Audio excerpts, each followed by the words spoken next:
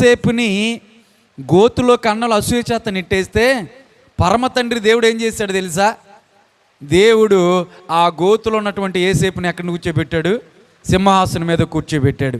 నువ్వు ఎంతమందినైతే అసూయతో గోతులో నెట్టేస్తున్నావో, నువ్వు ఎంతమందినైతే నెట్టేస్తే దేవుడు అంతమందిని తీసుకెళ్ళి ఉన్నతమైన స్థానంలో నిలబెడతాడు. దేవుని స్తోత్రం కలుగును గాక.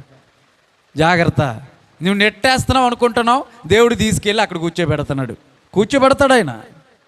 యోసేపు జీవితంలో అదే జరిగింది. ఎవరైతే తృణీకరించబడతారో వాళ్ళు దేవుడి చేత ఎన్నుకోబడి ఉన్నత స్థానంలో నిలబెడతాడు. కాబట్టి అసూయ ఉందా నీలో? తీసేసే. అసూయ ఉండకూడదు. నీ జీవితంలో ఏలుబడి చేయకూడదు.